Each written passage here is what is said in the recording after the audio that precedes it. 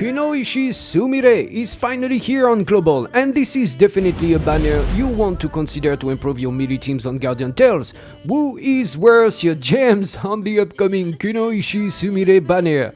There is a total of 4 great heroes to summon, including Sumire, the Mad Panda trio, Ray, and the sexy Lifeguard Sohee. As usual, we will get started with a new overall utility card ranking for each hero, and I will give you my recommendation and priority pool for beginners and mid-game players at the end of the video. First, let's break down the new unit skill animation and skill set with Sumire. So she's a warrior dark unit with the party buff critical hit chance plus 40%. You can see also she has some personal buff plus 5% shield increase on the battle start, skill damage plus 5%, it could have been 10%, but anyway, she has plus 8% damage to ranged unit. So she's really designed at first to increase and improve the damage towards the ranged enemies. And when we look at a normal attack, the ninja art, it is similar to the Lifeguard Sohee, which we will review later in this video. This is a very interesting mechanic, so she will prioritize attack to the ranged dealer or enemies far away. If the party leader is a ranged unit, the leader is attacked first. And after she has that weapon skill, the Shadow Clone technique, which generates Shadow Clones to inflict damage, and the Shadow Clones attack by mimicking Sumire's ninja arts technique. For the chain skill here, and what a beautiful chain skill. I'm gonna put this, in slow motion here. Just look at that. So she summons the apparitions of Akayuki and Ayuki. So we spoke about Ayuki, the brother. You can look back at the video if you want to. I believe he will come at some point, hopefully, of course, to Guardian Tales. But so she will summon her sister and her brother with mystical powers to inflict 350% of DPS damage in the form of melee damage. And finally, for the special ability, the Swift Spirit, when using the Shadow Clone technique, you will increase the movement speed by 20% for 5 seconds, and the damage taken decreases by 15% for each clone. Now if you look at the weapon, it can go up to 30%, because with the weapon you can keep up a maximum of 2 clones. So that's why it's a must to her, of course, and the clone lasting time increases by 5 seconds and its attack increased by 5% for that duration. So overall we can see she has a very swift, fast animation. She really lunged forward pretty quick. She's very good because every time you have that Shadow Clone activated, you increase your movement speed by 20% and you can decrease the damage taken by 30%. It is worth mentioning that her chain skills cooldown is actually pretty short, so she can really trigger it quite fast, and it has a very long range, which is especially good for arena. So finally here for the overall utility ranking, I give her a S. If you look across all the content, she's pretty good, pretty decent, especially of course in arena and the 3vs3, because this is where she shined the most. As you can see, she has no team utility skill. She doesn't give any buff to your team. She is really selfish, but she does the job. She has a tremendous short, long range, once again, chain skill. But I'm going to give a tip here, because as you can see for the PvE, she is great, but mostly if you use her as a main in your team. This is very important, because as you've seen, the AI on the normal attack will prioritize her attack to the ranged dealers or enemy far away. So she will just get lost away from your team, she will run away from you, and unfortunately this is a flaw. The Shadow Clone technique, it takes few seconds to cast the 2 Shadow Clones. On the first one, she increased the movement speed, so she starts to run on her own very fast. But on the second one, this is really where after she has the 30% total. So it's not enough. It's not enough on her own to really sustain, and this is an issue also in the Colosseum. I mean, I wish they added some HP recovery, but for the Colosseum it's another story. Here you can see an A for 3 reasons. Number 1, most of the Colosseum, it's about ranged hero DPS, it's not about melee, except for some exclusive. I'm going to speak about Lifeguard Sohee that is making a return, don't miss that at the end of the video. but also because right now Future Princess Eleanor are coming back to the meta with the latest Guardian Tales buff. And finally, once again, the Shadow clone, when the battle starts on Colosseum, she won't have the two clones unless you put her very far away on the map when she reaches the front row, and she will likely get wrecked because it's not enough. Even if she's tanky, she has some great HP, she needs some sustain. Now, there is one thing I must add before to close with her, it's about the skill animation. You can see she cast two heroes, Akayuki her sister and also Ayuki her brother, which I believe will come at some point in Guardian Tales. And that reminds me of one hero in the game, my favorite hero, which is Camel. And when he does this skill animation, he brings Barry and Meryl on his shoulder, and later on the developers give a special buff for them three. If you put them together in a team, then they have some extra buff, which make her very strong at some point and still in Colosseum. So I believe there is some hope here for her to shine better, because that normal attack, that AI prioritizing her attack to range dealer and enemy far away, this is especially designed for the Colosseum, like it has been designed for Lifeguard Sohee when she was released to kick out the MK99 meta, and we will speak about it soon. And by the way, if you enjoyed the video so far, don't forget to destroy that like button. Next, let's start with Mad Panda Trio for the reprint. So this is a warrior earth unit. The party buff is melee damage plus 50%, some nice weapon skill regen speed plus 4%, skill damage plus 10%, you love to see it, and plus 1% HP recovery on enemy kill, which is nice when you go on PvE maps with a lot of mobs. Now for the normal attack, all for one, so attack enemies based on each of their individuality. So Scarlet start alone, but after few attack a certain number of target hits, so I believe it's about 5 something around, you will be able to cast the weapon skill, which is called the one for all, and this is where the fun begins. You will be able to board the Party Crasher, and when on board the attack form changes and the damage dealt increase by 25%. So far just a personal note, let me know what you think in the comment section below, but to me, really the Mad Panda Trio is the best character, skills, animation in the game, because you've got it all. You've got Scarlet, you've got Danny, Panda, and the Party Crasher. It's like playing with a character from the story, because even if you're a beginner, I'm not spoiling anything, because you will find them right on the first chapter. After for the chain skill, Protocol Party Crasher, you can detonate the Party Crasher to deal 250% of DPS damage to the enemy, and one for all become instantly usable again. So this is very nice to rotate all the buff, because as you're gonna see on the special ability, when you use one for all, you increase your defense by 40% for 10 seconds. It's huge. And you can negate damage 2 times for 5 seconds as well. So this is very tactical, especially in arena. It requires a lot of skill and timing. Anyway, if we move to the epic weapon, the Prestige here, you can see on it, you increase the attack by 2.5% for 5 seconds. And this effect can overlap up to 10 times. So yes, up to 25% additional damage. And most importantly, once you are on board the Party Crasher and you got the weapon, you can use the drill attack. And this is a very efficient way to reach your enemy, your opponents, in a swift fashion. Now for the overall ranking utility here, once again it's better to main the Panda. As you understood, the timing matters a lot to trigger, to rotate the one for all, to get it most of the time, to be able to negate the damage at the right time, increase your defense. You prefer to main her for the PvE side, it's pretty strong in co-op, especially on defensive co-op.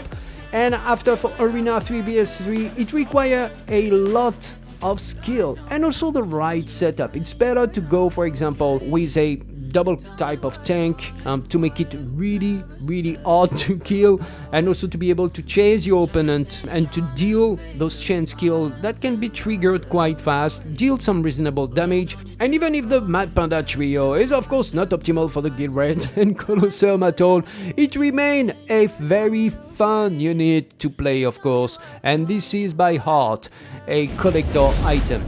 And let's keep it going with Rei. So she's a warrior fire unit, party buff, critical hit chance 40%, skill damage plus 10%, you love to see it, and plus 5% shield increase on battle start. The normal attack you can see, slicing blow, this is inflicting damage to enemies with her swordsmanship. So this is AoE, decrease melee defense of damage enemy by 20% for 3 seconds. A very strong team utility for the melee composition. After you have retaliation, you take a counter stance for 1 second, and if raised damage during retaliation, you can negate the damage once and deal 50% of DPS to the attacker. And this is really the bread and butter of Rei. As you see after for the Shen skill, she has a 350% of DPS damage to enemies in its path. So she throws a hurricane. Once again, this is a AoE, very nice. And for the special ability, on retaliation success, you can increase attack and defense by 30% for 10 seconds. A unit, for example, in arena that require you to be skilled to really trigger this at the right moment to negate the damage, put back some DPS on your opponent, but most importantly, increase your attack and defense by 30% for 10 seconds. And finally, your weapon, Heavenly Perfection. When using retaliation, you can recover 10% of her own HP, so this is a nice sustain here, and increase retaliation damage to 140% of DPS. So overall here we can see the skill set is complete, in the meaning of she has some team utility for the melee. She can decrease the melee defense of your opponent and on the AoE base by 20% for 3 seconds. So this is very strong. This is what makes her good, as you can see here. For example, for the guild reds, if you put her with Levis, with Beth, and after you can use Yuzi also as well. Very strong red team. But not only that, she can negate some damage like Future Princess does. Once she can deal back also some DPS on it. She deal also AoE damage to enemies on the Shen skill. And finally, the retaliation. First, when you use retaliation, even if you fail, you recover 10% of your own HP. But if you succeed, then after the retaliation damage can increase up to 140% of DPS, and you have your increase of attack and defense by 30% for 10 seconds. Of course, all of this require you to have a great timing. Once again, this is a unit, especially for arena, because in PvE it's very easy. All the mob come at you, so you will manage to trigger it. But for arena, you need to be skillful. All of this make her great in all the content here in Guardian Tales, really, with a S+ for the overall utility ranking. Last on the list, this is Lifeguard Sohee, a warrior basic element. Here you can see party melee damage plus 50%. And she has actually a lot of buff when she came out. You can see skill damage plus 10%, weapon skill regen speed plus 4%, plus 5% shield increase on battle start, and also, as Sumire, she has this 8% damage to ranged enemies. And for the normal attack, she damages enemies with surfing skills, so this is AoE type. She prioritizes her attack to ranged dealers or enemies far away, and as we mentioned earlier in the video, this is the same mechanic the new hero kunoichi Sumire is using. And for the Shen skill, pretty interesting, she creates a wave to inflict 400 of DPS ranged damage to the enemy. This is why she fits so well when she came out for the Colosseum, for example, because she can benefit from a range damage party buffer. And actually 400% of DPS is quite good. She can really trigger some good damage. And she can restore all allies' HP by 10%, up to 30% maximum, depending on the number of enemies you hit. But the cherry on the cake she has, to compare to Sumire, is her special ability, the White Robe. The damage taken is reduced by 50% maximum in proportion to lost HP. So the more damage you take, the more she will become tankier and tankier. And it's worth mentioning, she has a great HP pool, some defense, but she also has that 5% shield increase on battle start. This is based on her HP, so it provides her a lot of resilience and survivability. Now if you look at the epic weapon, the Nereid, on Riping Rush hit, you fire a Magiton energy once every 3 seconds and deal additional 75% of DPS damage, but most importantly, it allows you to attack maximum of 3 enemies. So getting her weapon is absolutely critical for a damage output. And here, if you look overall rating, this is a A+. She's amazing in the story, and she's amazing in Colosseum. And still, but unfortunately, this is where she will shine the most, because overall she kind of fade away for the simple reason is after she was released, Arena came and she replaced her really in Arena, in Colosseum also as well, but she remained. More and more Korean players I've seen, of course, are bringing her back to the Colosseum because of this light meta back of Future Princess Eleanor. So she really helped to go straight, deal some great damage for the range dealer, and she's very strong. People sleep on it, but unfortunately for everything else, she's a very average unit for the guild raids, for the expedition, for the arena, for the 3vs3, because also she takes time to launch that chain skill, which is most of the damage, because her normal attack is kind of so-so. So it's very hard to manage to, chain skill your opponent. So overall, very average, unfortunately. But for Colosseum and for the story, oh yes, she can have a great run.